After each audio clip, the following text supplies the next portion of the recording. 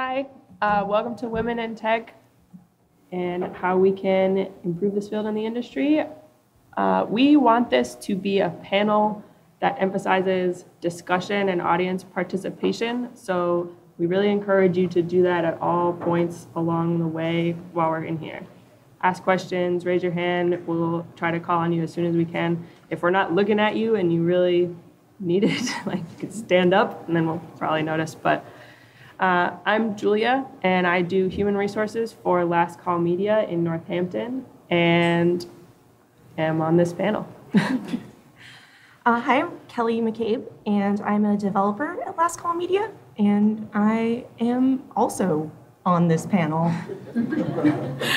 I'm Johanna Bates. I am a front-end Drupal developer for nonprofits with DevCollaborative, which is a collaborative team that I co-run with my business wife, who's sitting over there, Erin. And I came into this field by accident because I majored in religion, and that was 1999 when I started as a developer instead of starting in religion.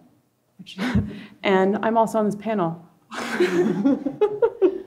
I'm Nicole Noll. I'm the co-founder of the Women's Coding Collective. I also teach in the psychology department at Harvard. I'm here, obviously. I'm Victoria Chapman. I'm also known as Vicky. I'm a front-end developer and occasional designer at Common Media. I had my first job doing web stuff in 2000. I was a student designer and developer at UConn. And I made my first website in 97. It had all sorts of dorky things on it that 15-year-olds do. And yeah, I'm just gonna quickly go over how this session's gonna work. We are gonna start off with Nicole, and she's gonna give a presentation.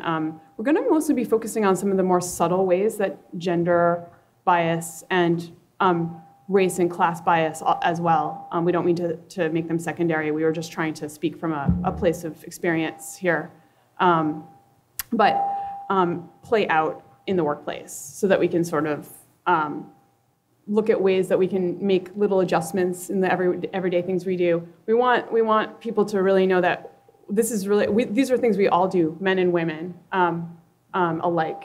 And so that's what we're gonna be focusing on today. So Nicole's gonna give a presentation, and then we're gonna do some skits, which, sorry, are gonna be like a little wacky, and you just bear with us. And to just sort of illustrate a couple things, and we're gonna kind of talk about them. And then we're gonna really open it up for discussion. And we want, you guys to feel like you come away with some good things to try, or some resources, or some networking, or whatever you want from this session. So we don't want to just be talking heads. So I'll stop talking. Nicole. Can I interrupt for 1 second? Yes. Hey, Sharon, could you get Nick? Because we're still getting mic feedback. So just ignore it while we fix that. Sure.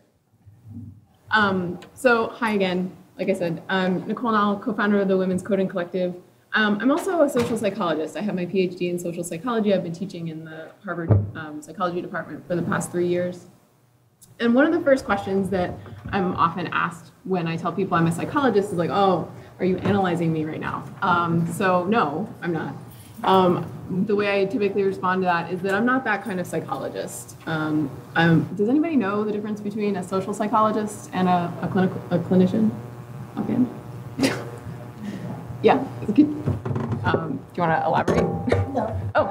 That's if I knew the difference. Okay. So basically, whereas a clinician is interested in people and kind of what makes them tick in their particular ways, I'm interested in analyzing situations and what kinds of factors we can identify about situations where all different kinds of people are going to tend to behave in very similar kinds of ways, and articulating what is at work in those situations that's kind of interacting with our human psychology to make that happen, right?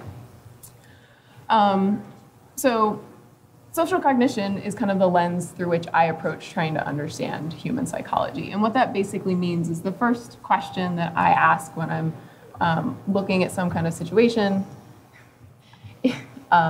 is what is kind of the mental process at work that you can kind of point to and help you understand the behavior that's going on, right? And that's kind of what I'm hoping to contribute to our time here together. So when I introduced myself at first, I didn't really say much about how I got into technology.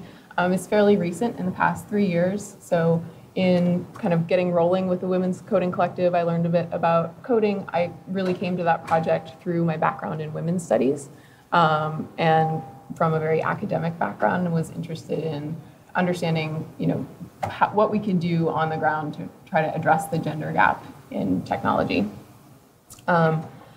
So, what's the vocal situation at this point? The audio, are we good? Can everybody hear okay? Yeah. All right, okay. Doing the best we can with what we So got. they said sort of back there. I'm gonna, yeah. It's because they're recording it for Amherst Media is for yeah Stuff. yeah okay local stuff. If that's what's doing it.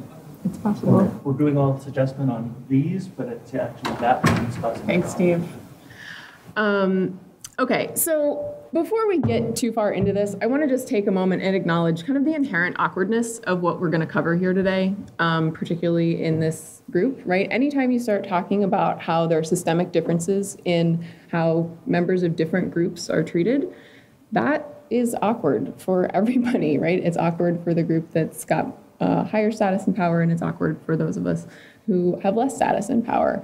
And what I would encourage you to think about is that these conversations are really important. And if we're going to move them forward, we kind of have to have them, and we have to be willing to be in that uncomfortable space. So, if you're feeling uncomfortable at any point in this discussion, I would just, as much as you can, just try and sit with that and bookmark it for later to think about why that might be happening, as a way of understanding a little bit better what's going on. So what we're hoping to do is, by coming to understand some of the issues that are facing women and other underrepresented minorities in the tech field, and also a little bit about human psychology works, that it helps to create, in some cases, and contributes to these issues. That if we understand that, it'll help diffuse that and help us understand how to unpack it and address it.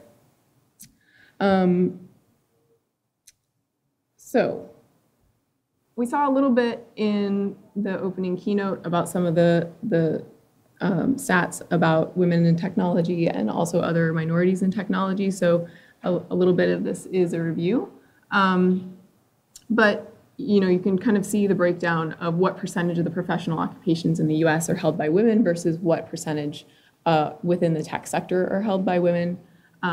And then looking at the number of CS degree recipients, you can see that we actually went backwards there for a bit, right? So in 1985, the percent of undergraduate degree recipients who were women was greater than 50%, right? And in 85, when you look at computer information systems, it was about 35%. And a couple years ago, it was down to 18. Okay, so it went in the wrong direction, is my point. So in thinking about, are there any changes on the horizon, right? So if you look at who takes the various kinds of AP tests, more than 50% of the people who take an AP test are female. And even when you look at something like calculus, right? So we've got this stereotype about women not being good at or liking math.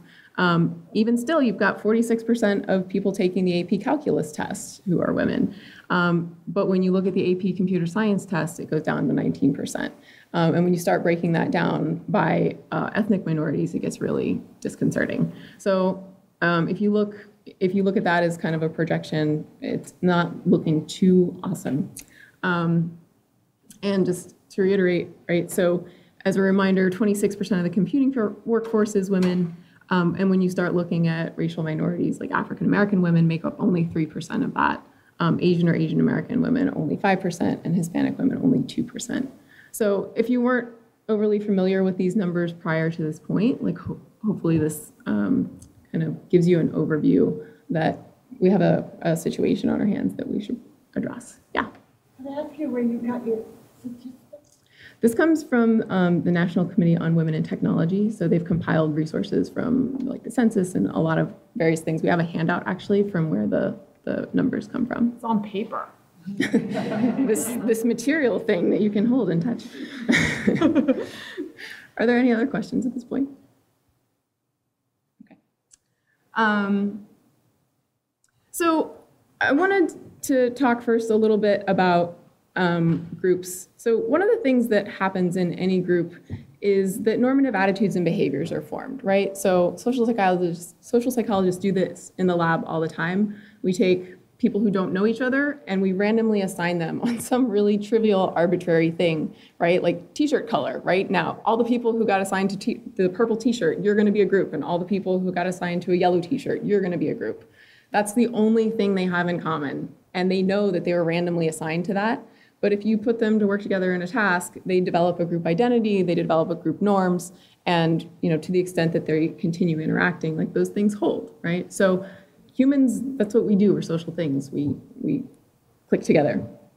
But when you've got groups that are imbalanced in their composition, the norms that develop in those groups are not surprisingly more reflective of the members that are in the majority, right? So if you've got unbalanced groups, you end up with unbalanced norms.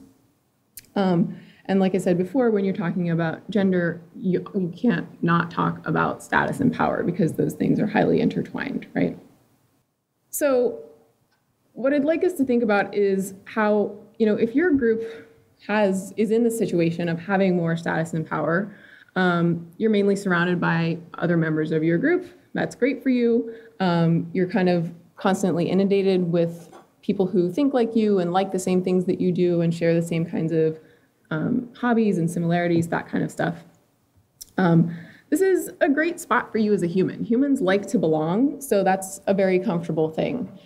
So it's good for you. But to the extent that your group is not completely homogenous, it does leave you with a little bit of a difficulty in maybe trying to understand what the experience of a member of a group other than your own is like within that group of people that you're working with, right?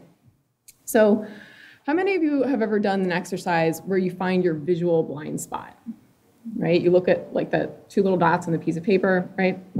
So for those who aren't as familiar, basically, because of the way your eye works, like the optic nerve has to leave the back of your eye at some point, and there's a hole there. There aren't any photoreceptors, so you can't get visual input, right? So you actually this is not a metaphor. This is the real blind spot, right? And yet we don't experience a hole in our vision, right?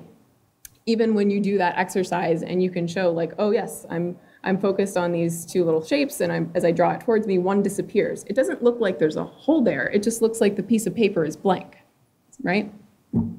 And what's going on is that your mind is filling in based on the best guess it has from the information surrounding that area.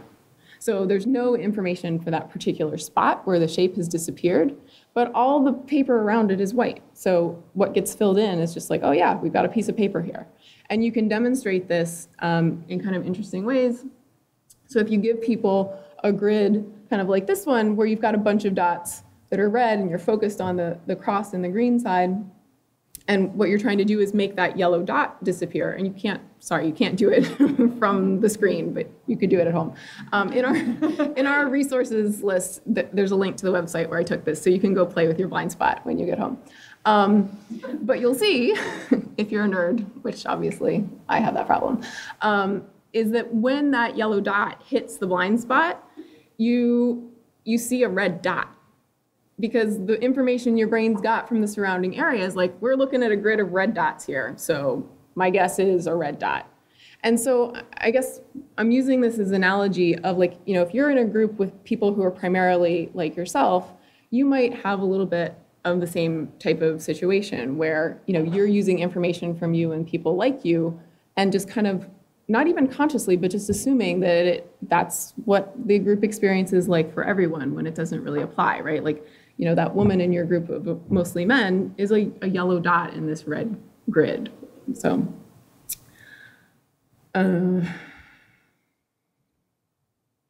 okay. So, anybody familiar with the implicit association test? A little bit, maybe not. Okay, one or two people. Cool.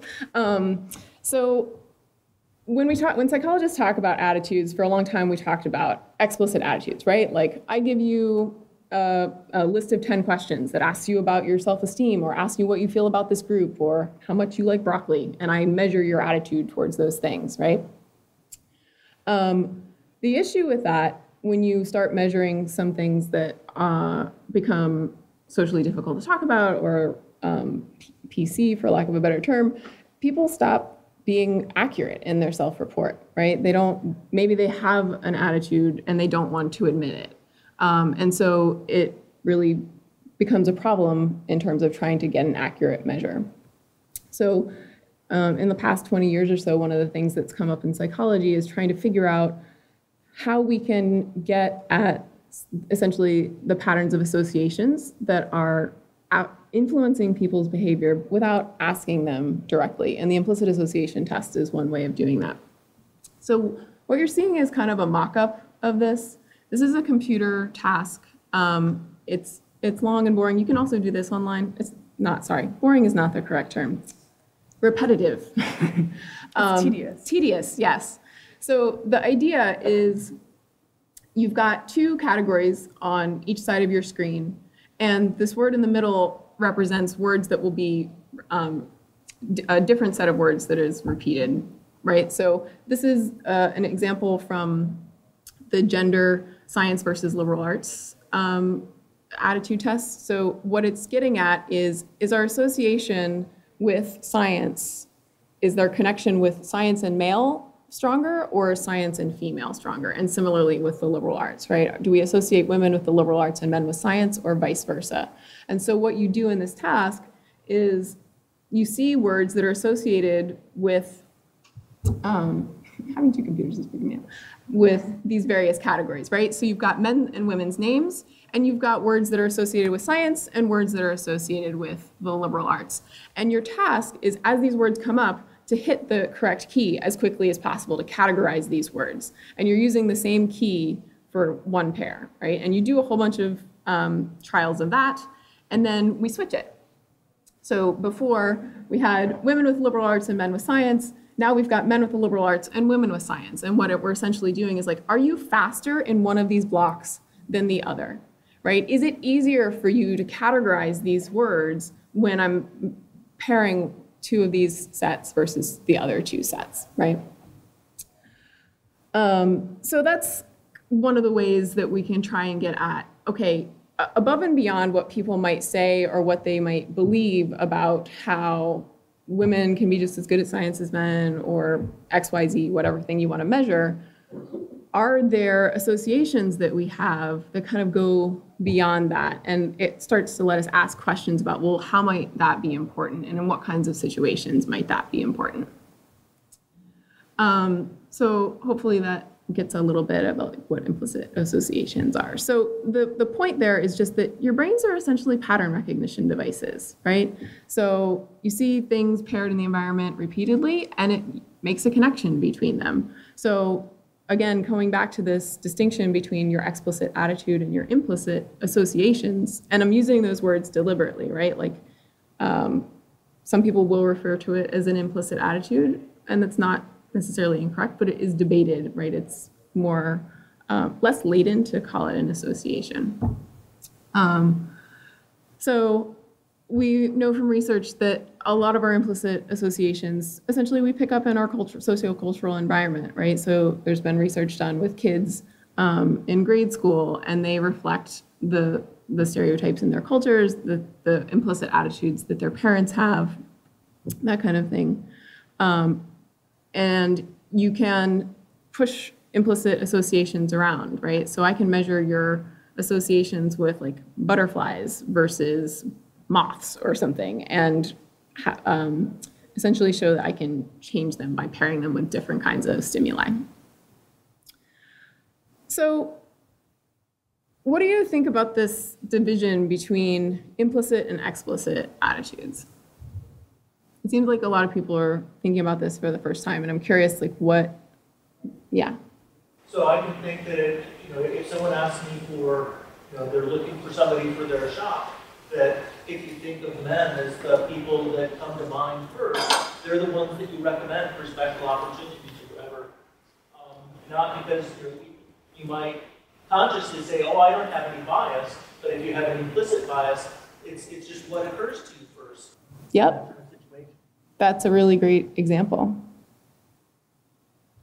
Yep. How much of this is reinforced using or through popular media? For example, a lot of the shows, since the time they started getting into geek-themed shows, they have the male is the geeks, and then the female is the non-geeks. The IT crowd, but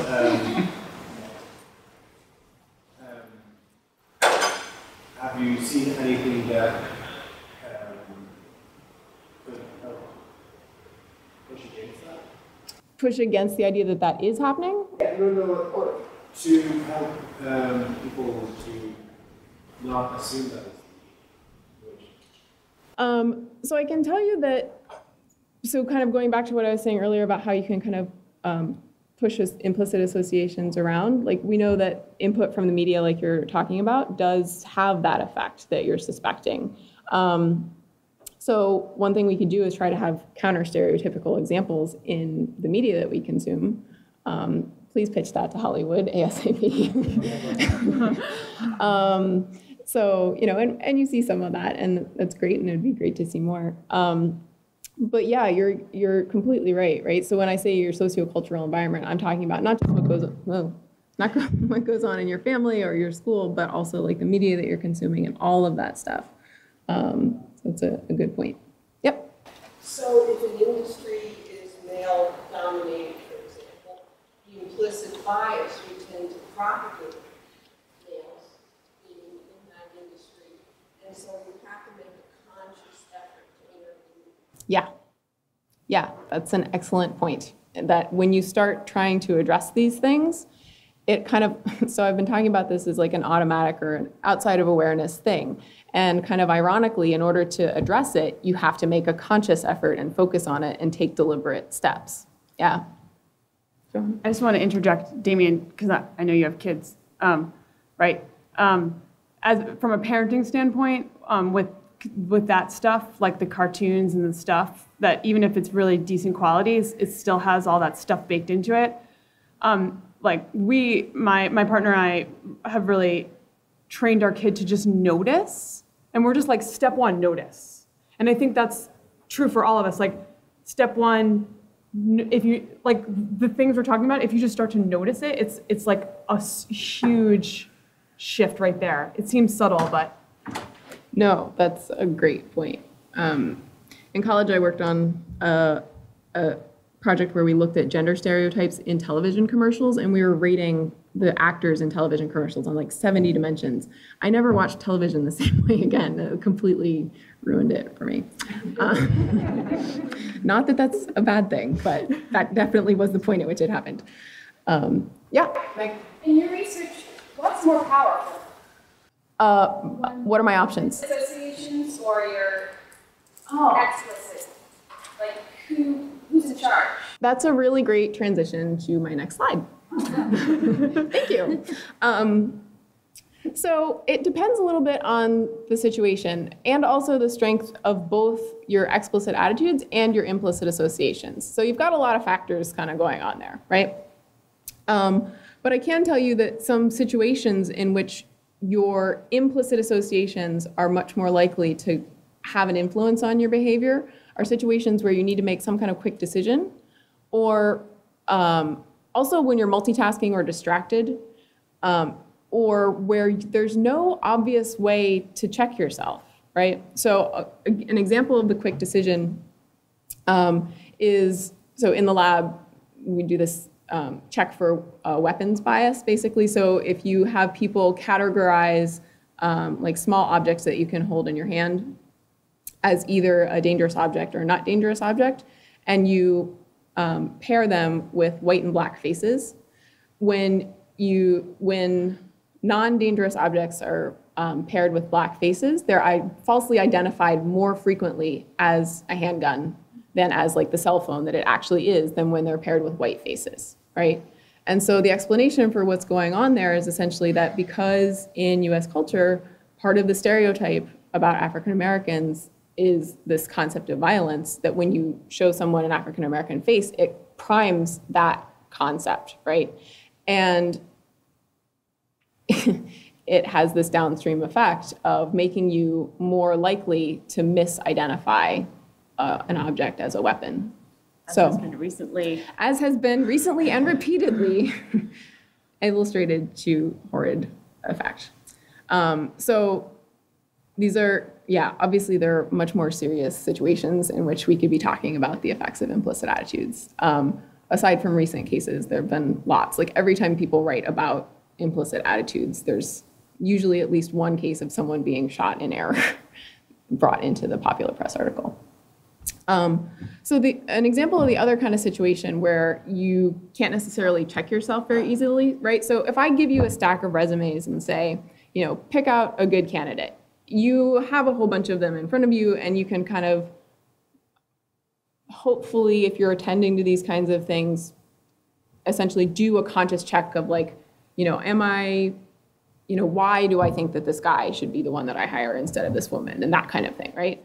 But if I just send you one and say, hey, rate this, you get kind of a different outcome. So this is what Moss Rasmussen and colleagues did a couple years ago. They basically sent materials for a lab manager position to a whole bunch of scientists and asked them to rate, how likely they would be to hire this person, what their starting salary would be, how much they would be willing to mentor this person.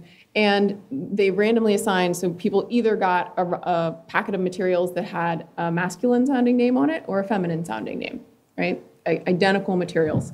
And what you find is that the guy was rated as more hireable. The starting salary given, the recommended starting salary given to him was several $1,000s higher than that offered to the woman on average. And the researchers were more willing to spend time mentoring the guy than the woman. And so, like Johanna said at the beginning, we all have these things that we do, right? So these are scientists. These are people who pride themselves on making decisions based on data. And with something like this, you can show that, yes, there are data there, but that doesn't mean that you can turn off your human perceptions and expectations and just, absorb them via pure osmosis. Like we always read everything through our kind of expectations and our cultural scripts and our stereotypes, right?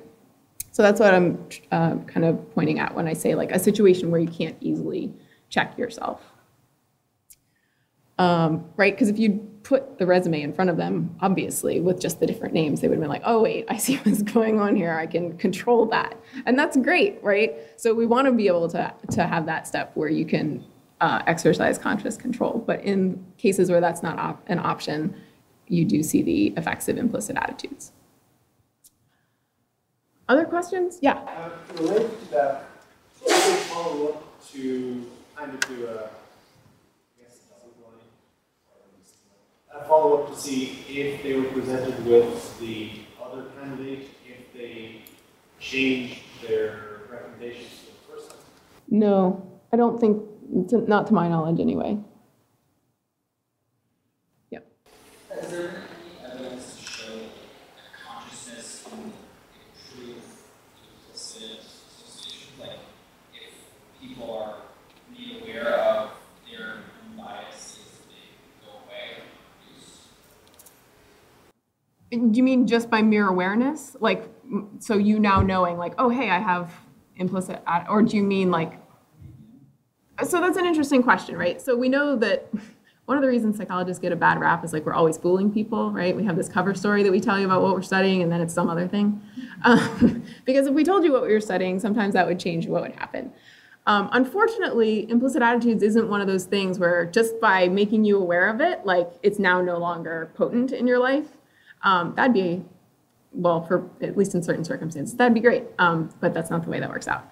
But the kind of longer term question of, if I make this some kind of conscious priority of like, oh, I recognize that I'm using gendered language and I want to stop doing that, right? I want to substitute in firefighter for fireman or, whatever it is.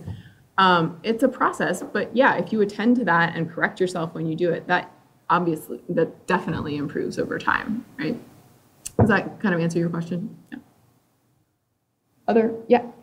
Do women also tend to read materials? Yeah, so thank you for reminding me of that. That is a really important point of the study. The gender of the researcher rating the application materials was not an effect at all.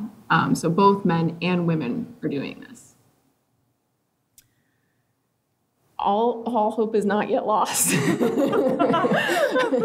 feel like it's at the point where we need to say that. All right, so we already talked about this a little bit of how you can change your implicit attitudes.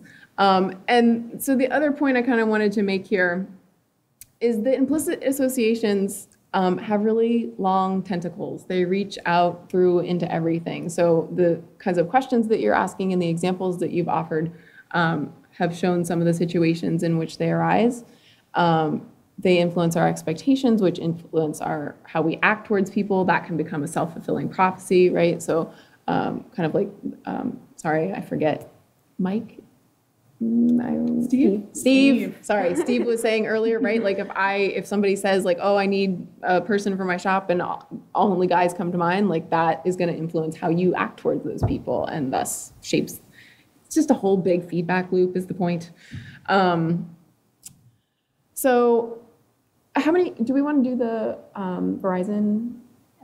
So have you seen the Verizon Inspire Her Mind commercial? I think it kind of does a nice... Has anyone seen it? Verizon is a terrible company, but they made this amazing video, and I was like, I'm so angry that Verizon made this because I think it's amazing. So apologies. They didn't actually make it. Right there, and yes, and scene. All right. All right. Who's my pretty girl?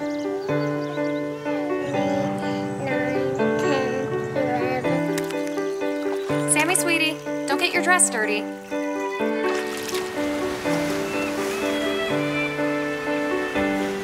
Sam, honey, you don't want to mess with that. Let's put him down.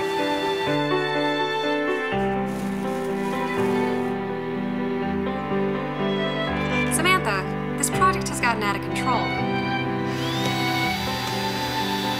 Whoa, hey, careful with that. Why don't you hand that to your brother?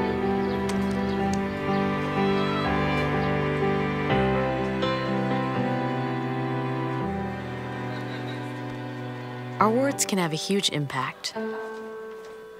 Isn't it time we told her she's pretty brilliant too? Encourage her love of science and technology and inspire her to change the world. And don't buy Verizon products as a result. Have you guys seen the Throw Like a Girl? Oh, yeah. Yeah. Yep. Yeah, the point is there's a ton, we're seeing this as a trend, or at least I've been seeing it as a trend among companies where they're starting to put out these commercials that are like, hey, maybe we shouldn't treat women as this certain thing that we've kind of boxed them into. And it's really great. And I'm so glad that this is emerging as a trend. And, companies are pointing out, like, don't throw like a girl, don't use gendered language in these patterns, like, you're a girl, you're doing this wrong, Mm-hmm. So, yeah. Sorry, side note. No, that's, yeah. So they're both subtly and at the same time like hitting you over the head with these kinds of examples, right? By sticking them all back to back. Yet I would be willing to wager that we all encounter at least one of these a day and we don't notice it because it's really normalized, right? There's some really fascinating research where they watched kids in a preschool and watched how the teachers interacted with them. And the patterns that they found were just kind of fascinating, right? So obviously when you're dealing with little kids like that, you're correcting them in some fashion because they're they're in training mode. But the way in which they were addressing the boys versus the girls, right? So they would say to the boys, stop doing that thing, but they would prescriptively tell the girls what to do instead. So things like that, things about like the way the kids came to school dressed, and thus the way that they were able to play in terms of, is your skirt up over your whatever, so those kinds of things. And it starts really little. So I think it's, we're having this, what feels like a huge conversation broadly about how do we get more women in STEM fields and technology specifically. And that's excellent, and we definitely need to be doing that. But we also need to be going way younger than that and thinking about, well, how are we socializing girls from day one to, it's a little late when she's picking a college major to be like, hey, how about calculus? If you bought her that T-shirt about like I'm too pretty for math or whatever that outrage was. So anyway, I have more I could say with that, but I'd like to bring some of the other stuff out in discussion. So if we want to, we're gonna skid it up. Does anybody have any questions before we humiliate ourselves? Yeah. So we're gonna do 3 really quick skits to sort of illustrate some more subtle things that happen every day. These kind of subtle things that we're talking about. And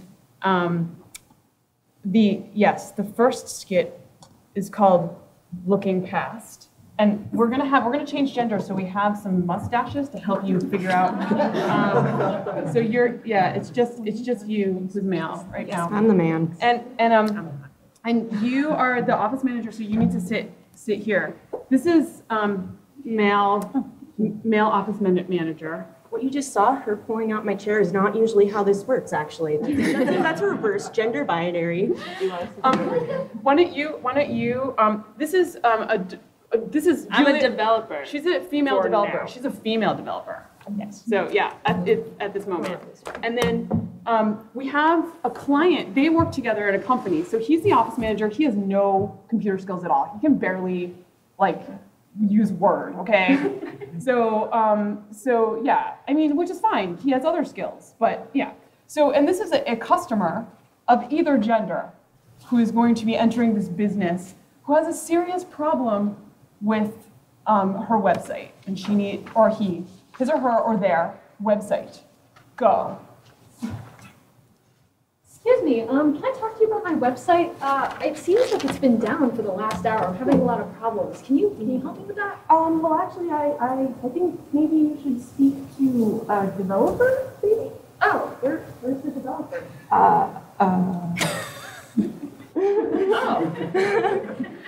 And scene.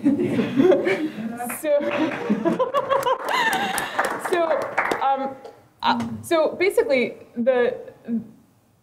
it's very subtle, but you'll notice that, and of course we're terrible actors, but except for Victoria, who has some experience.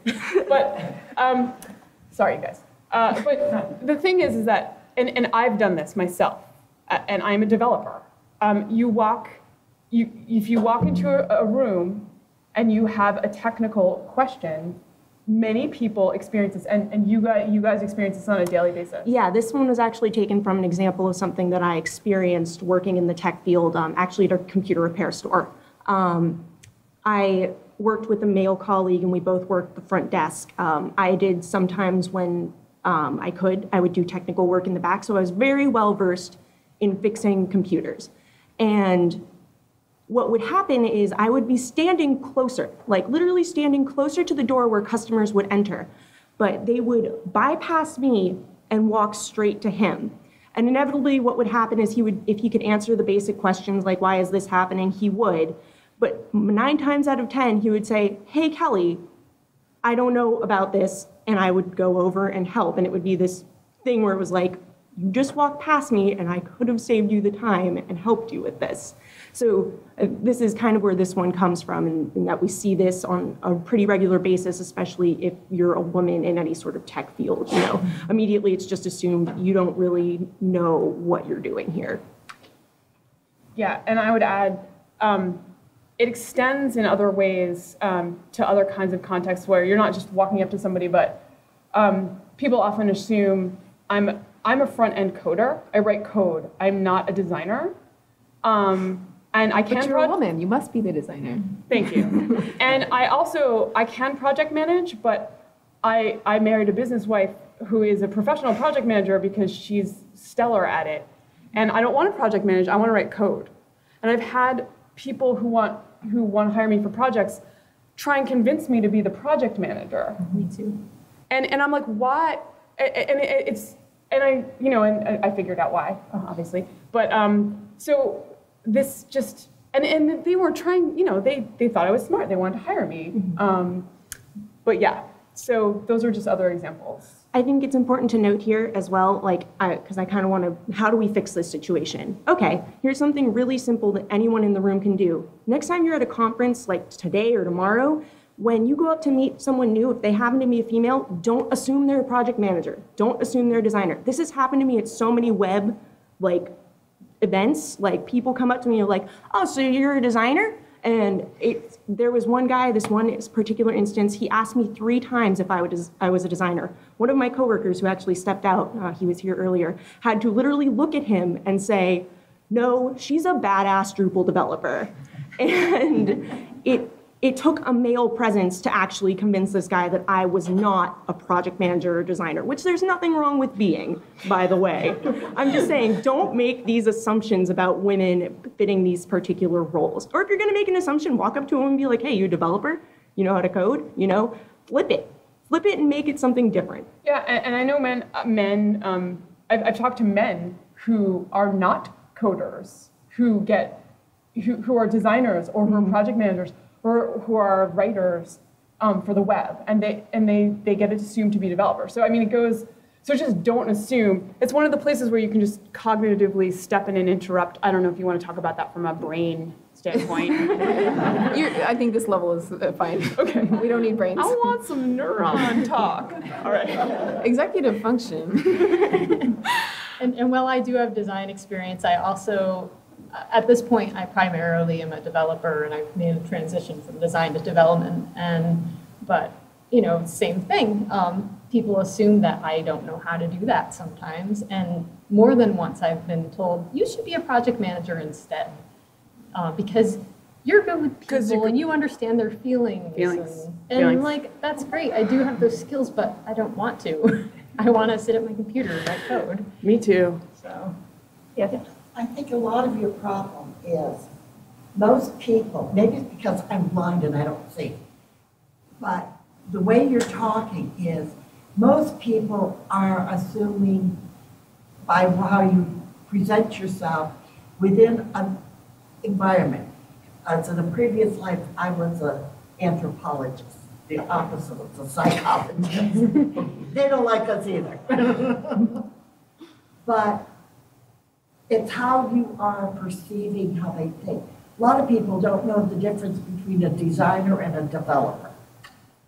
But there are points where it's more obvious that, they're being pretty clear about what they think. And but a lot of people don't know the difference, and they are assuming that a developer and a designer is higher than a developer. So maybe they're giving you a compliment. You have to perceive where they're coming from. My grandfather was one of the biggest chauvinists that has ever been. But when it came time to going out to dig the trenches, to clean up the septic system or something or other like that, he had to use women because he had 1 grandson to 15 granddaughters. And cheap help is using your grandchildren. So he found out the grandson couldn't dig worth a dam, and so he used to be sent off, and myself and my other cousins wound up digging the ditches. It wasn't because he was being chauvinistic, he just recognized that my brother couldn't dig. And he still can't dig. Right. But that was just an economic belief on it. We've got to remember that up until 100 years ago, women were not given a lot. I had an aunt that was a suffragette. She fought for the vote. And to her, it was very important to line up all us women to make sure we went and voted, and that we voted at every one. And she did all sorts of crazy things like run her jackass for the treasurer of the town we lived in. And it won because it ran on the Republican ticket. And things like that to prove things to us women that we shouldn't be voting according to parties and things like that. That is a lot of things that change how people look.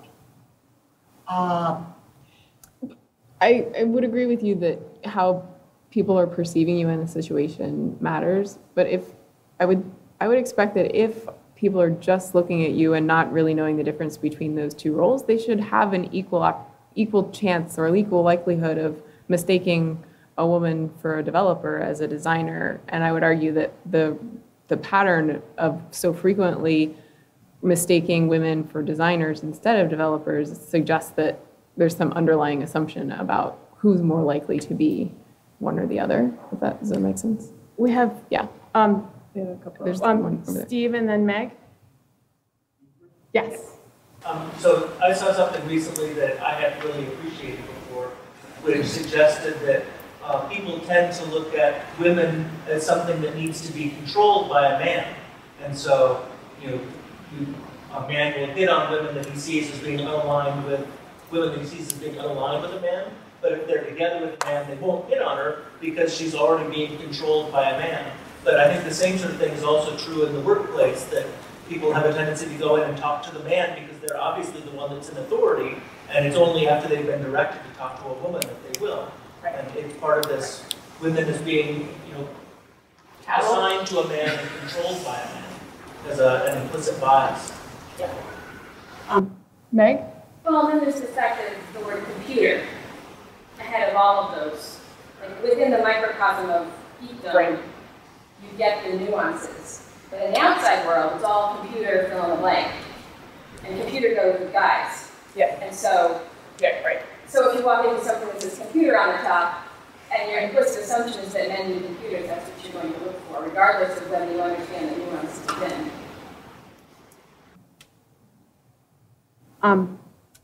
Should we go to the next? We're going to go to the next skit, which is called Unwanted Shoulder Rub.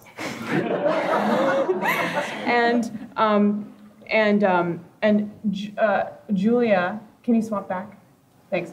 Julia is a female developer, and she's working really hard on a project. She's got a site launch. She's super stressed out. She's like due tomorrow. It was due yesterday.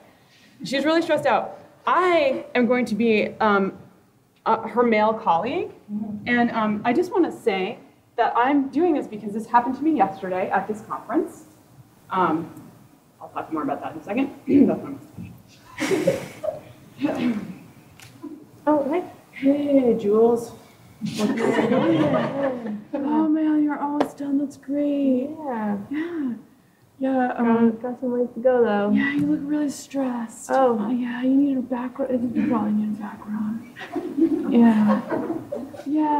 Can I get you some water or something? Yeah, I would love a coffee from Tarte. Over there? Yeah. Are you sure you don't? Yeah. Thanks, coffee. Really. And scene. All right.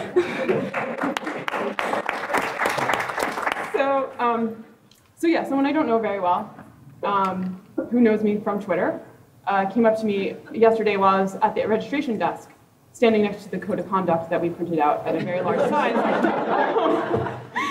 And he was like, "How are you doing?" And I was like, "Well, I woke up at 3 a.m. Because this is a brand new conference, and I'm a little stressed out and blah." And he started rubbing my back, right in the middle of my shoulder blades, not even like on the edge. And I've never touched this person before. I've never been touched by this person before. I didn't want to be touched by this person.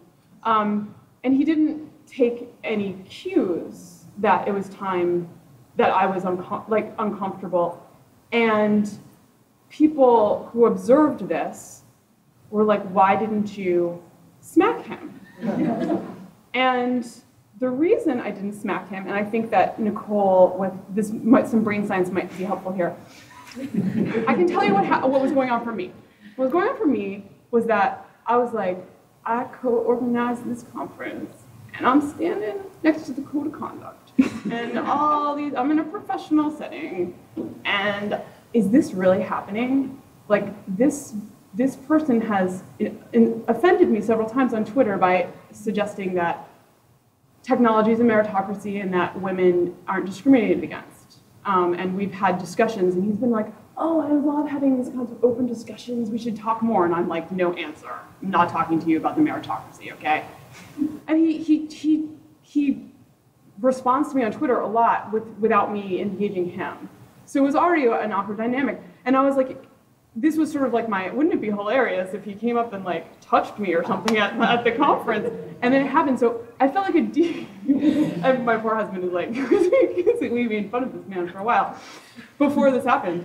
And I don't think he's a bad person at all. I think he would be horrified to know that he was this anecdote. But I felt like a deer in the headlights because I didn't know what to do. I felt paralyzed. Why did I feel paralyzed, Nicole?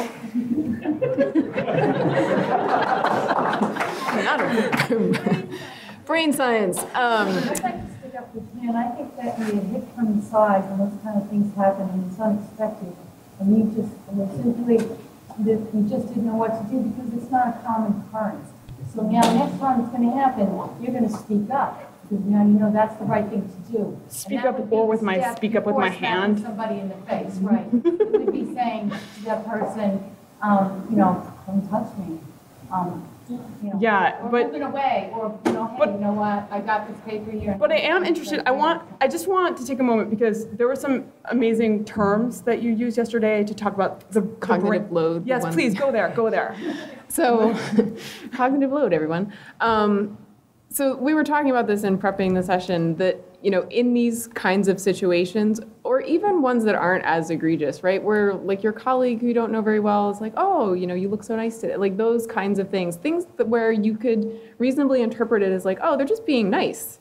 And maybe they do just mean to be nice. But you have to keep in mind that it's one thing to have a certain set of intentions, but that doesn't mean that that's how that action or those words are received. And it's when that happens to someone, at least for me, what's going on in my head is this soundtrack of like, did I invite this? Because I don't feel like I wanted this to happen, but did I do something that made it seem okay for this to take place?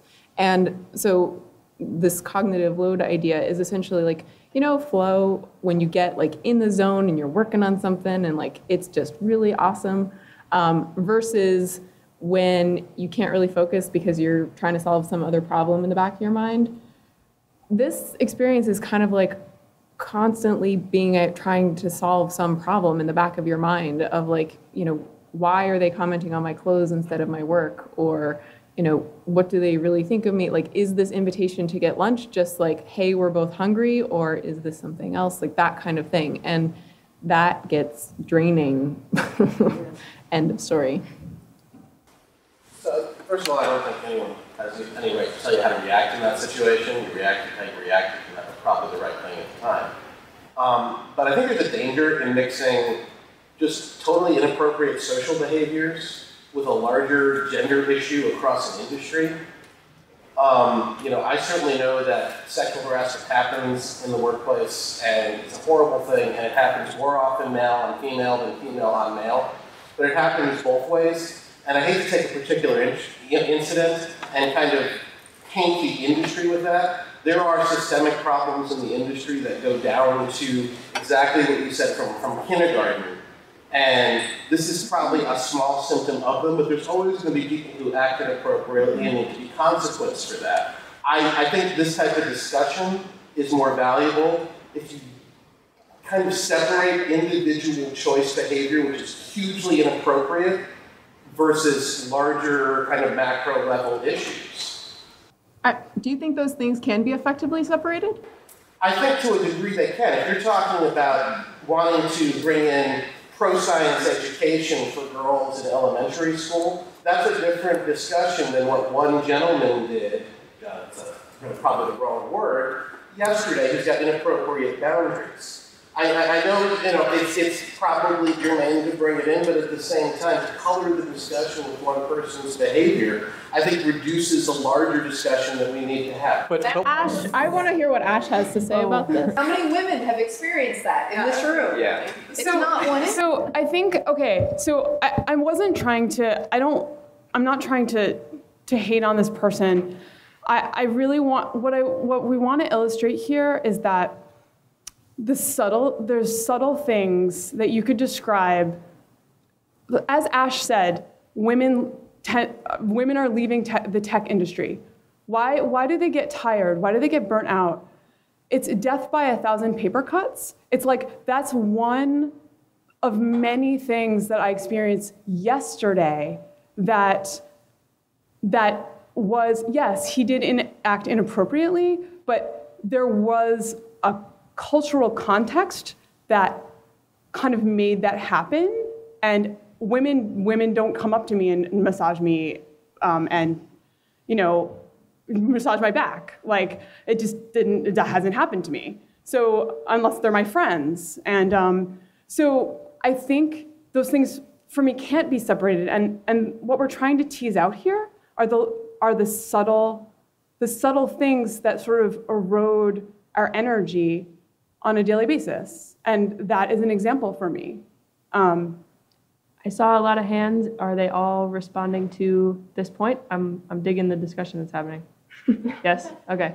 Let's go gray hat, blue shirt, all the way in the back, and then Steve. Now you're at the other end this time. So I think one thing that would be important is also to paint it as that is an individual and it is systemic in the thing, but it's one thing that as a male in the industry who does feel strongly about this as well, that it isn't all of us, but it's too many of us, but it isn't all of us. So it's not the whole industry, and that I know, or I fully believe that you believe that there is hope in the males in the industry, that there are a significant number of people who do care about this and want to do the right thing, and that you're not trying to paint the entire gender as being wrong. So We're not trying to paint. The thing I would maybe ask you to think about with that is that it's not such a neat separation of like men who care about this and men who don't. And the dichotomy of like good men who protect women from bad men is a part of this whole problem. And that good men with good intentions who are doing their best do also some of these things in the same way that, racially attentive white people do obnoxious things to black folks, right? Like just people who are in a privileged category, it is impossible to know what is not your experience on the complete level of someone for whom it is their experience. Yeah. And I'm not saying that that makes anyone a bad person. What I'm saying is I do have this hope and these expectations, and I'm demanding better, right? Like, I know we can all do better on this, and I think we all want, like, conversations around it, right? Sorry. I don't know if people saw the whole not all men, yes all women thing on Twitter and other internet platforms, but it was about like, not all men do this, and that's true. But the response to that was yes all women. And yes all women was about the fact that even though not all men do this, women have to live with this thing in the back of their heads all the time, and how it's just, it's a fact of life being a woman. And so it's not necessarily about like, oh, you men are all terrible, but simply by being a woman, you're confronted with these things that could possibly happen all the time. So like Nicole was saying, there's the cognitive load of being a woman in an all-male work industry environment means that we're always multitasking. So we're always like, what does this mean? What is I'm the different one. What's going on here? And that's our experience that you can't understand because you haven't lived it. I mean, you can understand it when we talk about it. These conversations are really hard and really awkward. And we're trying to have them because if you don't have them, we're not going to get anywhere. So yeah, bring the awkward? Who else wanted to contribute to awkwardness? So I was going to illustrate this backwards. So women always have to think about inappropriate touching that might happen. This is something that's always happening to them. They're always thinking about it because it could happen because men aren't labeled. Like, I'm not labeled as dangerous, even though I might be. And how many men here, when they go to a conference, worry about being inappropriately touched? That is something that you don't have to worry about. That is a cognitive load that you don't have ever. And I worry about it I go to conferences all year long, and it's something that I'm scanning for, like I'm always scanning for, you know, am I safe? Am I going to end up like one of those people that I've heard about who ended up going for drinks with their male colleagues and then things went wrong, not even necessarily very wrong, but like got really weird, where they felt unsafe. And you know, it doesn't take up my whole brain. Like I'm not agoraphobic yet, but you know, it's something that, and it's just part of being a woman and on this planet. Unfortunately, like we are, you know, we are like marginalized in most cultures, and it's something that we have to walk around with. So just knowing that you guys don't have those wheels turning when you're at a conference, and we do, is just like, that's awesome. If you can just like know that and just watch out. I would love it if somebody had just taken an appropriate dude aside and said, I mean, I didn't do it because I was like, I don't want to deal with you anymore. But, you know, like a man or a woman could have taken him aside and said, hey, you know, like, maybe you should like not do that. Like he needs help. Like somebody needs to just let him know because he doesn't have good boundaries. But you know, he's not thinking about those dynamics, obviously. We head up next, gentleman all the way in the back. Another part of this is the cognitive load, and you alluded to it, of dealing with this. A few months ago, I broke my ankle. So I'm in a wheelchair for nearly 2 months. Thinking about accessibility issues, yeah. It reframes.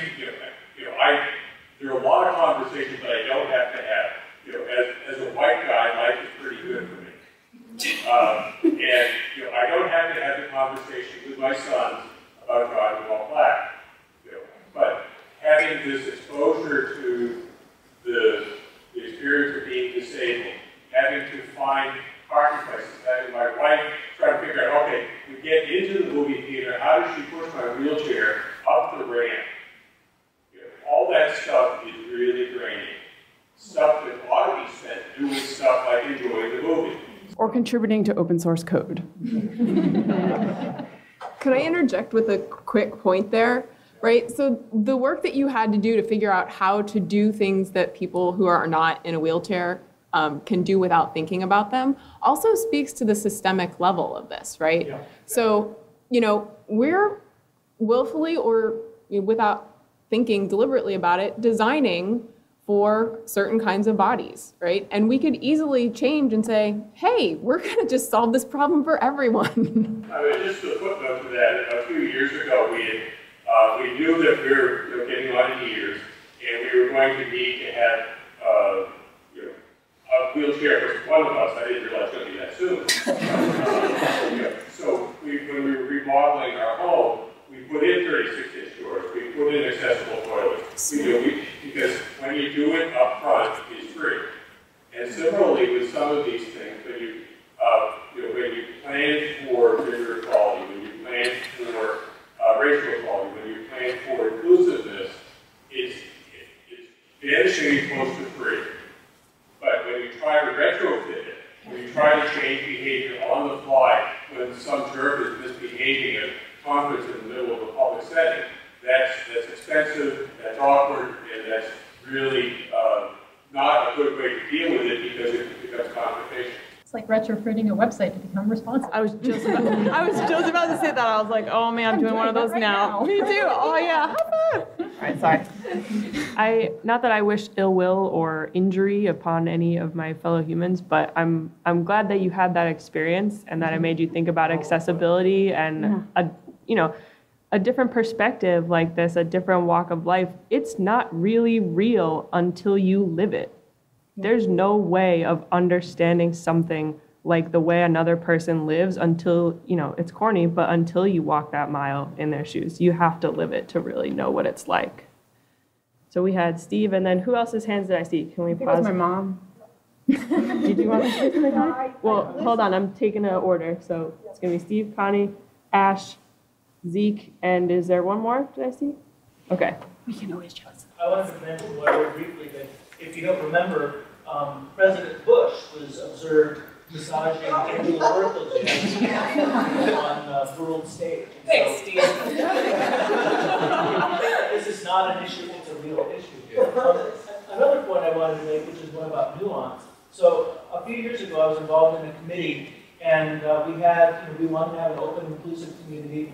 And one of the people that was joining in, was participating, was a person with mental illness. And at one point, they had kind of an episode, and they began making all kinds of threats against people and legal threats. And everyone was very uncomfortable and wanted to throw them off the committee. And someone pointed out, if you want to create an open, inclusive environment, you're going to have to accept that sometimes you're going to be uncomfortable, that people are going to do things that you don't want. And that's not to excuse their behavior or say that their behavior isn't unacceptable or to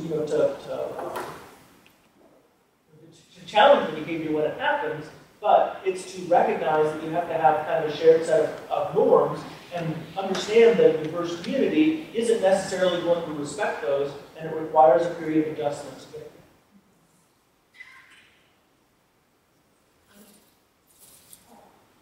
Well, listening to all of this, I cannot help but compare it with the way it was in the 1960s and 1970s when you were in the work world.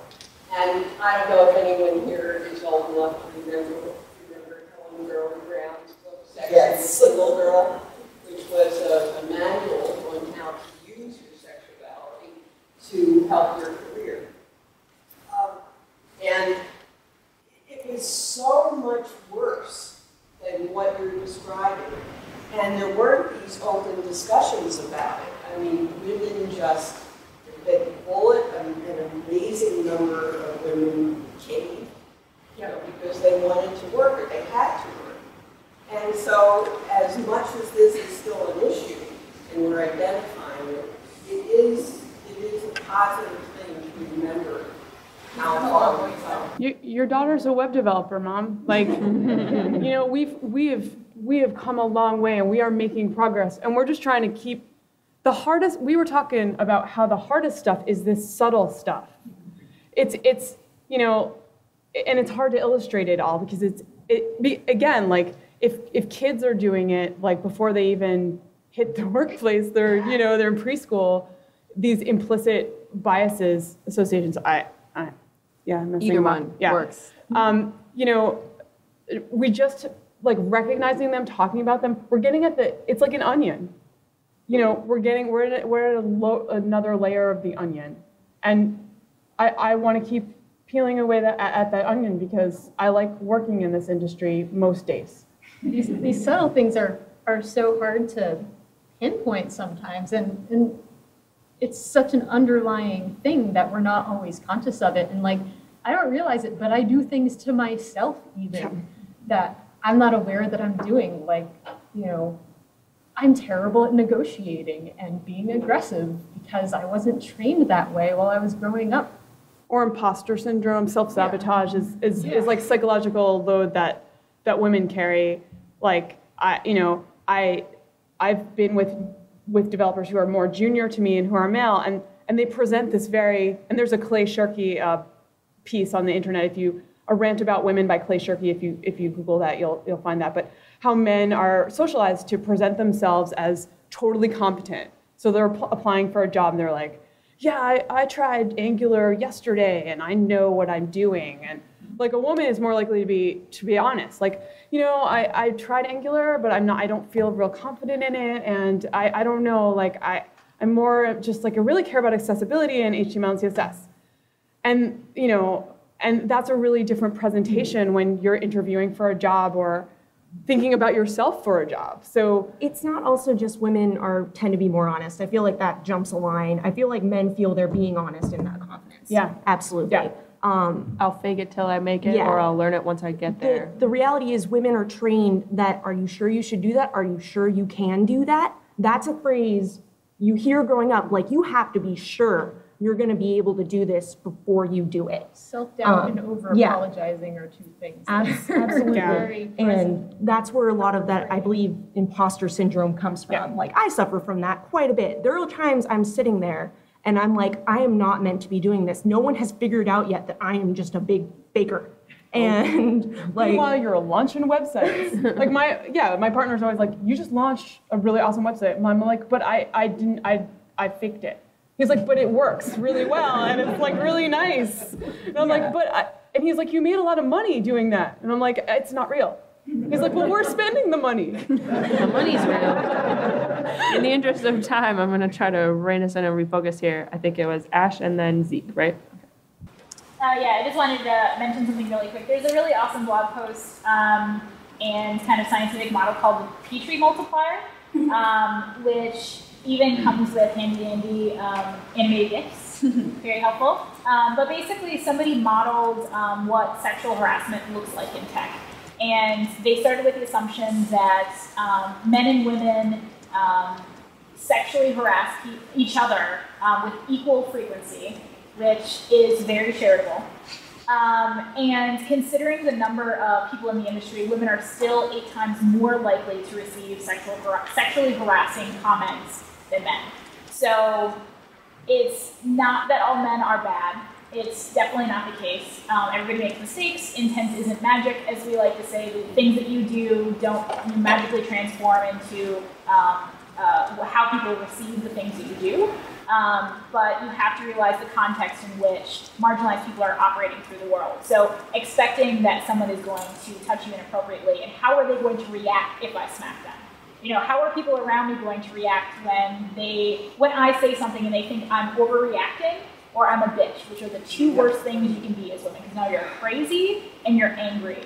So that's a really dangerous situation to be in too. So that's something we are always weighing. Yep. Would you like to be?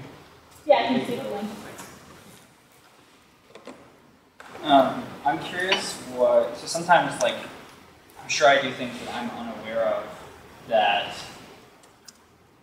are not ideal, but I'm curious, like, if I witness something that someone's doing that they're unaware of, that may be subtle, like, what, I'm sure there's not a right answer to this question, but, like, I wonder what people think bystanders should do. I think it depends on what you're comfortable with and how well you know that person.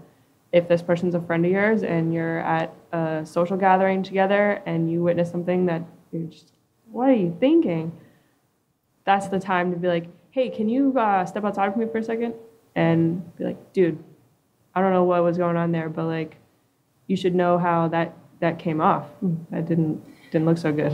I think it's also important, if you're not comfortable confronting them, one of the best things I've found, don't react to it. Don't do the nervous smile or giggle like at their little joke at a woman's expense. You just literally stare at them.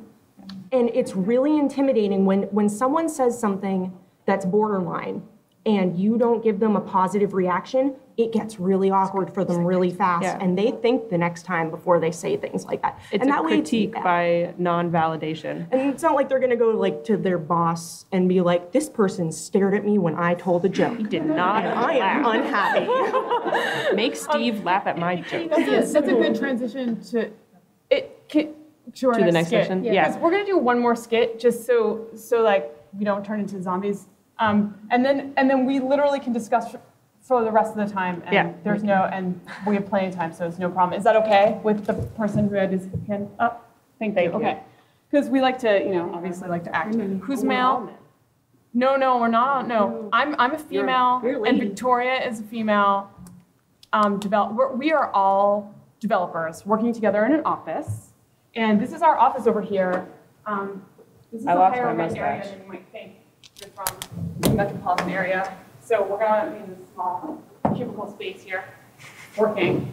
And I'm so glad my desk doesn't actually look like And let's see, who's walking in? Oh, yeah, you're female, Victoria. And wait, who needs it? Who needs it? You need a mustache. You need a mustache. Here. You have to type. Yeah, I need both. So and then yeah, okay. So we're just a mixed group here of developers, but Victoria, I think you're supposed to be in here already. Kelly. It says that I'm walking in. Oh yeah, that's right. Yeah. Victoria, come sit. Victoria, get to work. What the heck? Okay, so we're all colleagues. We're sitting here. This is a really nice. This is unrepresentative because we're all women except for him. And and we're working. Okay. Hey, you look good today. I saw. Did you get a new blouse? Yeah, like a week ago. It looks really nice. It really.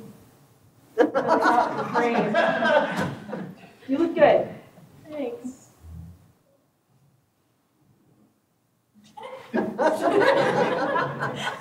my sister could have worked cleaner for me. And scene. So, yeah, well, it's hard to act, but don't judge us on our acting abilities. Easier to make websites. So basically, the point of that was that small comments can make a big difference, and those are just like, and we tried to find more subtle things than that, but it's hard to come up with them in the moment, like when you're trying to recall them, because they're subtle. But like so let's talk about a couple things that happened. Victoria was complimented on her blouse, right? Now, that's nice. Like, coworker compliments you on your new blouse. Like, what's wrong with that, right? I mean, I do that. And frankly, I have questions about whether that's okay. But I compliment my female coworkers on their new blouse. I try and compliment male coworkers. Well, that's mostly my husband on his T-shirt collection. So what was wrong with that? Something wrong with that, you guys? Ash. Context. So the difference between saying, I like your shirt, and I don't know, it's so subtle. I like your shirt, is that a new shirt? And making gestures or looking too long at someone, or the difference between, for instance, I went to play, and the person who was checking people in with their tickets called me sweetie, and my male partner behind me just said, thank you, sir. Like, the familiarity. For somebody that I don't know their name, they don't know my name, but that they have kind of, pushed into a boundary that I reserve for my intimate partner to call me pet names, is something that is subtle and a lot of people won't notice, but why are you using pet names with your female colleagues and not your male colleagues? Like, if you want to call your male colleagues sweetie, like, start then. I've not seen it. Can you talk about the experience with the client? It was you, right? Yeah. No, yeah. I was working on a project, and the first day we had to have a face-to-face meeting, me and my project manager, with the client. So we go and we visit the client, and it happened to be in his house. He had a recent injury. So we're already in a very different environment than most people are going to be experiencing in a work situation, but there was extenuating circumstances. So we go to this meeting, and the first comments he makes about me are all based on my appearance, all of them. He's just like, he would say like, oh, it's really good. Like, he'd be like, oh, I'd really like to do video calls when we're setting up how we're gonna do meetings. I'd really like to do video calls just so I can see Kelly. He would make comments about me being a pretty girl working in the tech industry. And aside from the very personal fact that I like to think I put effort in being as non-pretty as possible, like, I put effort into being as plain looking as I possibly can, which sucks. I'd love to be able to express myself. Anyway, moving on. Throughout the phone calls, we decided to just do regular voice calls. He would say, why didn't Kelly speak so much? I'd love to have heard her voice. And it just got to this point, and I didn't know who to talk to about it. I did not know if it was appropriate for me to not, like, to say something to this guy about how uncomfortable that makes me feel, because I'm a professional. I am not just a thing that's there, and him using third-person pronouns with me, calling me Kelly, never saying, oh, I'd like to hear your voice. Him addressing me as I wasn't even there was also really... And all about your appearance. And all about your appearance, your aesthetics. Yeah. All about... It's very uncomfortable. And like that, I want to bring this up, that it's not just people you're working with. This is happening with clients. This is, and I didn't know who to turn to. I talked to her admin assistant about this because I did not know who to turn to, and I did not want to get in trouble for saying anything. Did your program manager say? Yes. When I talked to my project manager about it, he made sure to bring it up with the client. He should have brought it up right then. Yeah. I think the reality is it's so common that nobody knows that it's offensive to women in some context, in the professional context, to just be like looked at as just this pretty thing sitting there. They may not have been aware that it was a problem for you, because if your project manager was a man, he might not have had that same thought process, like we talked about the cognitive load. Yeah, in that case, I'm very fortunate in having the team that I work with be very supportive in their reaction to that. And I never got in trouble for being offended for this, thank God, and it was totally fine. But yeah, that's the thing. Why would I? Why do I feel like I would? But it can be felt like she would. That was important. That's just important to know because it made her feel stressed out about addressing it. I've gotten in trouble. It can be tough to feel out a situation with a client because this person is important to the health and continued longevity of whatever company you're working for, even if that's just yourself. So sometimes it's easier to deal with an incident that you're hoping is isolated and doesn't happen again by not reacting to it. Like, I'll just deal with this one time, it won't happen again, and then you don't know how to react. So, okay. Let's go, Steve, it's Meg, right? Steve, Meg, gentleman in the red pants, and red shirt, and then front row. To use all to again, refer to presidents, you should remember that this time being nonpartisan, President Obama praised the looks of California Attorney General Kamala Harris about a year ago, saying that she's by far the best-looking Attorney General in the country. You see this with politicians in the media all the time. The media will completely belittle female politicians in favor of, did you see what she was wearing? She looks haggard. Yeah, she looks... Michelle Obama's arms, I mean... It's ridiculous. So no wonder these things happen. Right. Okay.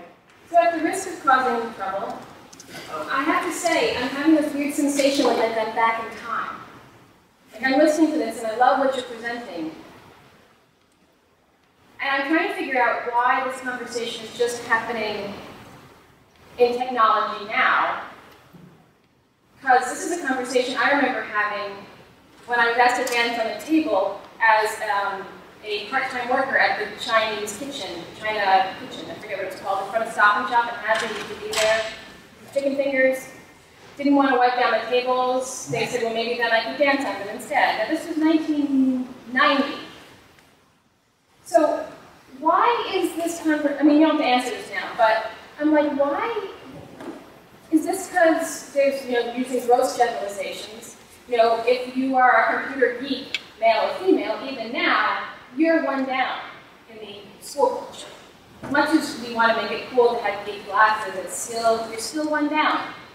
And so is it because people come up from a one down place? So I'm out as a lesbian, so does that give me greater insight into being black? Well, no. But I might think it does, and it might change, what I'm trying to do better. So I don't know if that's what it is, but I'm just stuck. To have to explain why commenting on a blouse is problematic. That's kind of where I was like, wait a minute, this is not, Seinfeld made fun of this. Yeah, and I mean, it's not a critique of you guys presenting at all. It's more just wow, this is the air I breathe. Well, I think there's a couple of things going on. I think one, there's more women in tech. We're peeling back the onion. We're making progress. So as more women are in tech, and there's all this history of this male-dominated industry, these issues are coming up more and more. That's one thing. Also, I like this example because it is slippery slidey. Like, there are men who could compliment my blouse, and I would feel okay if I knew them really well. So this is one of those ones that it's just sort of like, if you're complimenting, and I do this for myself, oh my God, I am so bad with my friends' little girls. Like, they have children, and I'm like, oh my God, you look so cute. And I say that to little boys too. And then I have to be like, wait, I need, whoa, because they get frustrated because the first reaction they get to their little girls is, you're so cute, you're so pretty. And although I make an effort to do that to little boys as well, because my little boy is very pretty, and he's going to be doing Scratch, I think they're constantly like battling that on that front. And so I have to sort of interrupt and remember. So again, like, this is one of those things where it's just sort of like, are you always, as a woman or a man, complimenting a woman on her appearance? Like, are you doing that to men too? What is your relationship? Are you complimenting them on other dimensions of their personhood? So that's another thing. And there's a really good article on this that Nicole just found that she was gonna put somewhere for you, Meg. I just tweeted out a link to bystander training because we aren't being, it's kind of like, well, anyway, but we aren't, I was never trained in bystander. I was trained to just ignore it and it will go away. It hasn't gone away yet. And ignoring it for all the time. But the kids in school, in Amherst schools at least, for better or for worse, are being trained in bystander training. So what do you do when you see something bad going on that you want to interrupt? And they're actually like having to actually practice it. And so there's a lot out there, and usually it's under sexual violence, but don't be scared. It's still useful skills. It doesn't have to be, you don't have to be at a party where a girl's getting hit on, and it could just be life. And some of the stuff is really useful that you wouldn't necessarily think of, because we were all taught, at least my generation, to look away. You weren't taught to speak up. Can I make a point related to that real quick? I feel like often one reason we don't act in those situations is we're worried how the person we're correcting or calling out is going to feel. And it's so much more salient how that action that we're going to take could have a negative consequence. And what I would just really encourage everybody to think about is how is the person who's being affected by whatever that behavior is going to feel if you don't do something, right? Like, try as much as you can to evaluate what the potential consequences of your inaction are. And that's a lot harder. It's so much more salient what the consequences of an action are, but they're both. But I would argue too that if something's happening in front of you that makes you uncomfortable, you want to take into account what the person that it's happening to is experiencing. But if something's wrong and you know it's wrong, it's wrong. And so yes, you want to watch out for the person that you're instructing the behavior going towards. But the fact is that even if your best friend is totally fine with what's going on, but you are at risk because it makes the place less safe, you have a right to say, that makes it less safe for me. And now that's tricky, and you still, of course, are worried about what your friend thinks, because everybody is. But there's what's the individual experience, and then there's what's wrong. And just because I'm comfortable with someone looking down my shirt, say, but it means that you're now vulnerable, that he's going to do it to you next, you have a right to say, that's not okay with me. I don't know if that's clear, and that's a little bit dangerous, but if it's wrong. It's not all clear. I mean, that's why we're having this conversation. Again, I love the gray area. I'm ambidextrous, so you know what I'm saying? So like, yeah, it's okay. It's okay if we're there. We're not necessarily going to get answers here. We're talking. I think Red Pants and Black Shirt was next. What is your name? Peter. I think Peter was next, and then it was red shirt. Gentleman in the back with the red shirt. Mark. Oh no, it's a red shirt. Can I add in a couple of people before we come up to the front? Okay, and then we'll do Jen and Ash, right? You just have a link? Okay. Okay, so Peter, Mark, and Jen, and then up front. I don't want to make this a sidetrack or an explosion of the topic, but somebody said something about professionalism. And I feel like there's a huge landmine there that's really important. Like,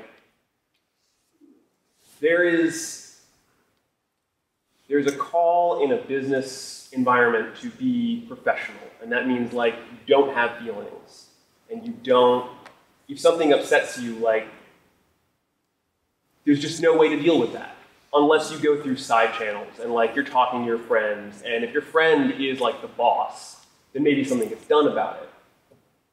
And my impression is that that becomes then a way to oppress groups, right? Like if because you have to go around what the rules are, people who are privileged are just allowed to go around the rules, and people who aren't privileged, that gets shut down, right? Why did you go around the normal channels even though normal channels aren't effective? And I wonder if there's a constructive way to think about how we build our business environments so that that's built in, that it's okay to have feelings and say like, this made me really uncomfortable on that call, and just have that be a thing that you can talk about. Yeah, I think I really like this point. I think something that's happening in there is you're sort of asking, how do we define professionalism, and who defines professionalism, and who does that definition serve? Who is that definition made for? And if you're going to put a bunch of holes in the definition by only making it apply to certain people, it undermines the core strength of having a request for professionalism at all. I think it's also important to note, and this is more of a language thing here, when you say being professional means having no feelings traditionally, right? You know what feelings are traditionally aligned with? Women. Yeah, so it would be one of those like word association things. Yeah. Like right there, professionalism, men, feelings, women. I mean, I'm just making that. So I think you're totally accurate in when you say maybe it's time to rework this business model, because we have this idea the customer is always right kind of thing. And yes, when they're talking about what they want, absolutely they're right. When they're talking to me, whether I'm serving you coffee or building you a website, and they're talking to me like I'm not a human, no.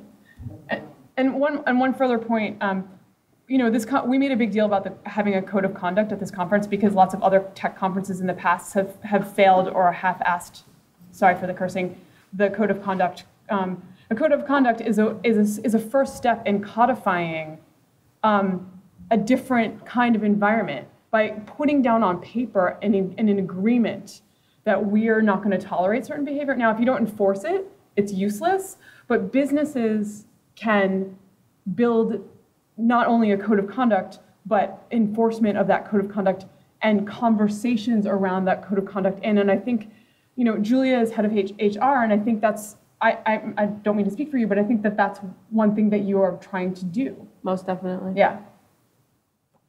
Mark. So in my personal context for this conversation, I think I've been hearing for 40 years. My mother was the third female airline pilot in the United States to work for a major airline, and the first at United Airlines. And, you know, so I've been hearing this conversation for a long time, which makes me feel like we are not having a conversation about something that's endemic in tech. We're having a conversation that's endemic in any male-dominated, traditionally male-dominated profession, which kind of goes back to my original kind of disappointment that we're not discussing the larger macro things that can be encouraged to get more young girls into tech and into programming, into development. Because the one thing that might cure this, as it does in professions like social work, is more women. I have a degree in social work. I think I can say that's a woman-dominated profession. And you don't have these conversations there about how people interact in the workplace, because it doesn't happen. People are generally much more sensitive to these types of things. And I think it's the presence of women that solves a lot of these problems, which is not to say that anything that's been said here is invalid or anybody's feelings are inappropriate. I think these are all huge concerns about how men act, and point to that we really haven't reached a egalitarian society that we need to. But just saying this is a tech problem and pointing it here, I think is limiting and problematic. We acknowledge that this is not solely a tech problem. No, we are not trying to say that. I'm not saying you are. So this topic is so flippin' enormous that we had to focus on something that was relevant to our own experience so we could speak as professionals who've experienced these things, and also talk about concrete things that happen in our tech workplace. This is a huge issue, and there's so many dimensions to it, and there's so many ways to address it. There's a lot of stuff out there right now about getting women and girls involved in STEM and like changing girls' education and culture of girls to like be, to make change down the road. But what we wanted to talk about is those little places that we can just start to notice and shift things in our own organizations and companies. And we're just focusing there because we can't cover this whole topic. And we're not from Girls Who Code. We're from the places we're from, and these are real experiences that we're having. So that's why we're coming at it from this perspective. But yes, much bigger issue. I'd like to piggyback on that too, that I'm not really sure it's gonna matter how many girls we get interested in STEM if the environment that they're about to enter still is completely unwelcoming to them and has a cultural undercurrent that doesn't really work for a lot of different types of people who aren't young, single, white male. Part of that change has to occur with the presence of women, and we've kind of a chicken. And part of the change also has to occur in changing where we're at now. Like, I forget who said it, but someone said that making adjustments after you've built something is a lot harder than working to do it now. We're making adjustments to something that's already built. We're gonna have to chip away at this, and it always starts with you in the immediate presence and what you can do to not participate in things that you don't agree with. And when we say you, we're not saying you men. We're saying all of us, like me as well. It starts with you as an individual, starts with anyone out there as an individual. I think both of these things are very intertwined. I have no interest in home ec. And if I could afford a full-time live-in maid, I would have her cooking.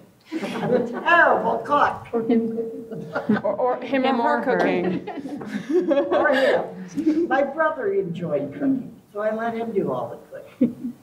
And I did all the electronic stuff. I've lived my life living in a man's area. I grew up.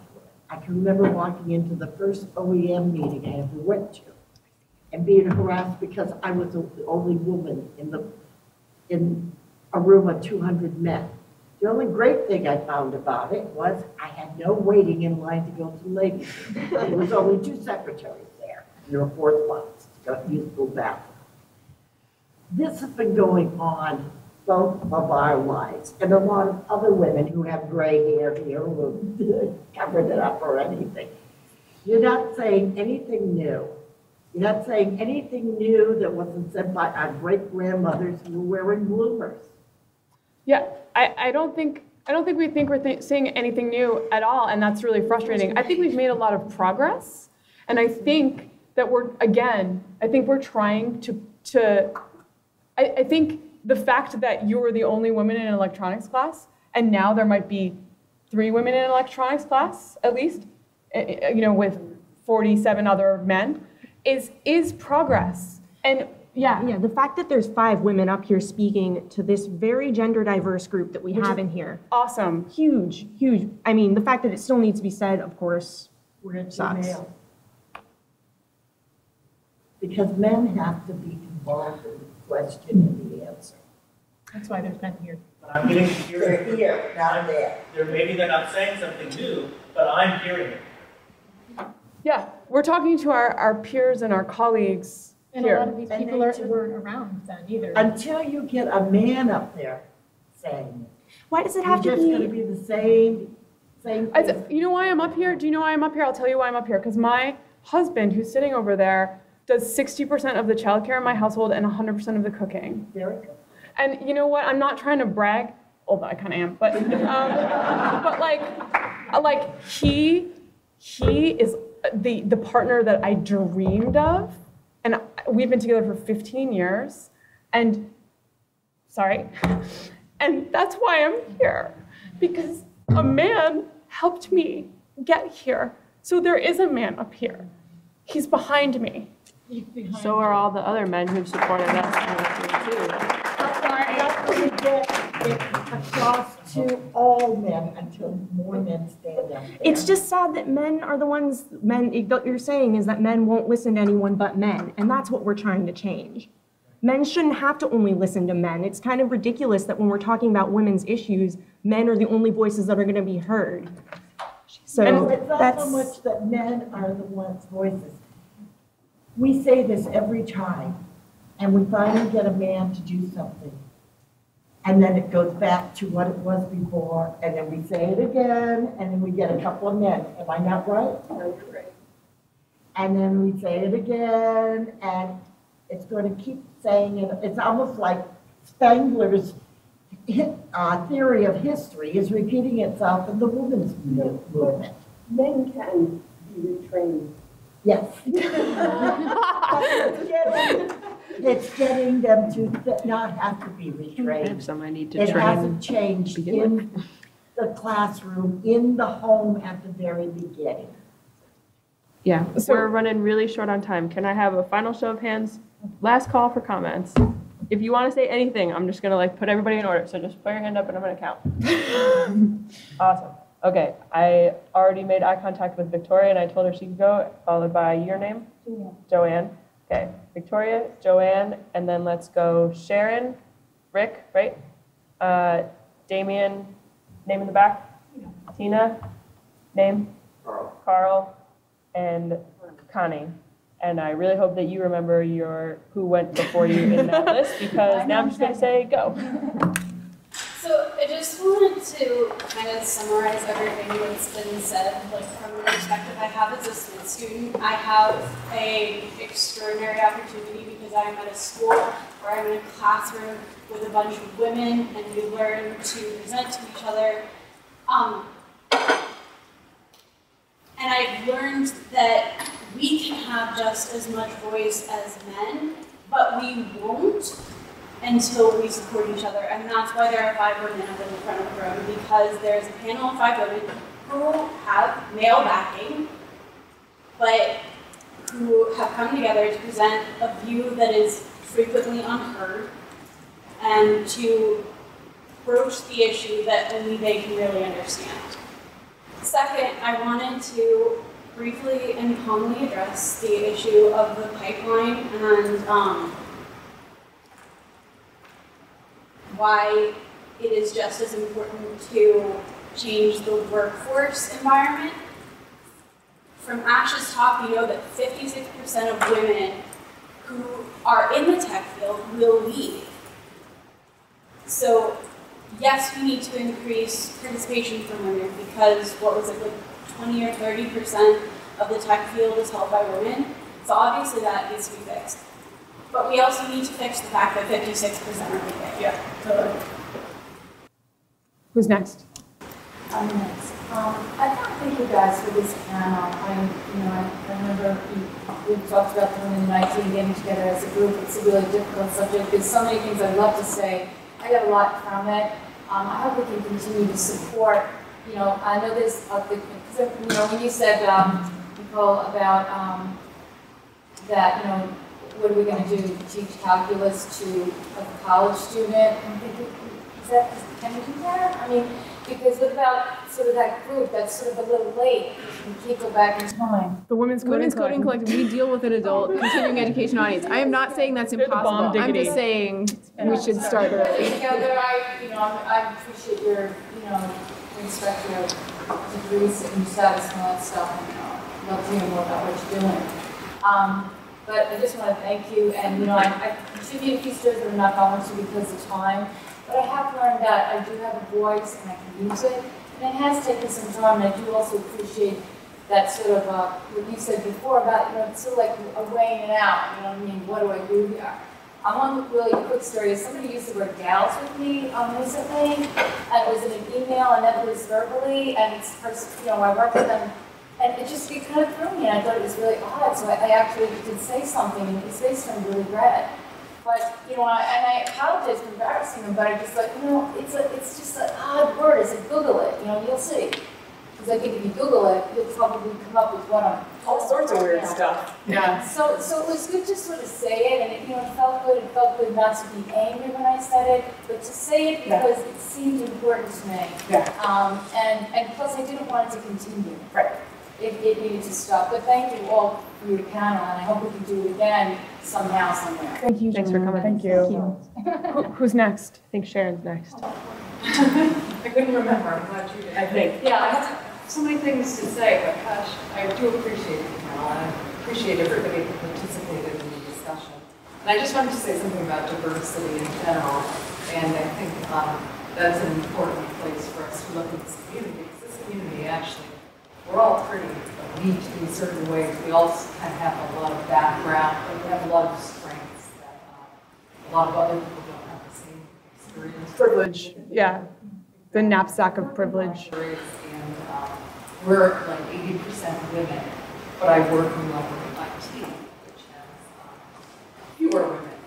But nonetheless, I think you can have like a workplace that's less than optimal without it necessarily being male-dominated. It's because of the fact that this is so implicit throughout, because our feelings about different voices, that it's really hard for people to hire sort of out of class now. So I think there's a lot of work to be done. I hope we keep doing this with both gender and ethnicity. Yeah, and class. Yeah.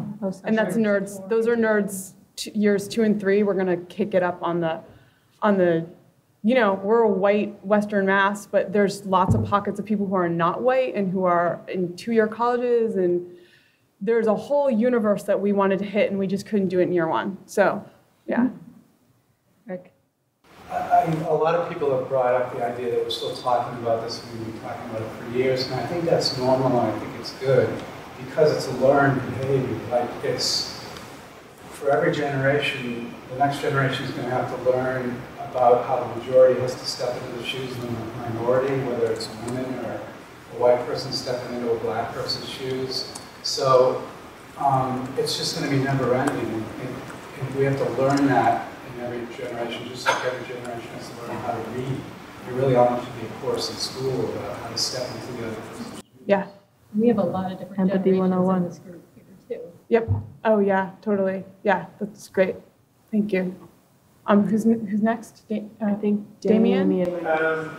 This is a question I hope to get asked during the keynote that ran out of time. Are there any recommendations on how to deal with scenarios where people who don't see the need for improvement in the status quo? For example, they're arguing that no, you should remove massive slave terminology for computer architecture because of negative connotations, or who don't see the need for a code of conduct. Right. So do you want us to answer that, or do you want? Yes, we're out of time. If we're already over. I don't know how I'm. Yeah, I mean, there's some resources in the slides, and they're going to get shared somehow. Yeah, I got to add the resource. There's some slide links. and then put it up online somewhere. But also just, I would say more conversations like this, as hard as they are, as awkward as they are. Yeah, do it anyway. Like, do it anyway. Sorry. I apologize, folks. And then after Damien, I think was. Okay. Gotcha. And then we moved to this side of the room. And one more thing to worry about. Historically, shifts to a macro level have changed. As men leave a profession, wages start to drop, and we're starting to see this now, what Ash mentioned this morning about the requirement for open source contributions or unpaid internships, that we're also going to start to see downward pressures on compensation, and as more and more come into this profession. Be careful, because your work is valuable, and you're entitled to your pay. But historically, the trend has not been good. So that's just all one last thing to worry about. Thanks for that. And was there blue man? Blue man group of one? But you get that downward pressure because women's work is not valued. So you're talking about nursing and teachers. So once that became women's work, and social work, once that became women's work, there was the downward pressure on, because we don't value work for women. So by fixing the current problems, we're going to be hopefully reversing that trend. And before Connie with our final comment, I just want to say we have some handouts up here if you want to take them. Did you need, was it urgent? It was urgent. I want to be as succinct as possible, which is hard for me, but I would like to put a thought in everybody's head. And one of the reasons that Verizon has created the kind of commercial they have, and there's also the very well-known one about, I think it's Verizon, where a woman is telling the benefits, and the guy comes in and says, where's your manager? And she says, I'm the manager. They're clearly having a campaign. And the simplest way to say what's going on is if you watch Mad Men, they're using an ad agency. And the ad agency has demographics that more and more women are investing. That's a place where women are growing. And just as there were the environmentally conscious corporation was able to push some change into some of the major corporations, so can women who invest in companies like Verizon and many others. And if you have a 401k or whatever the nonprofit equivalent is, take some responsibility and look at where your money is going. Because when more women gain a larger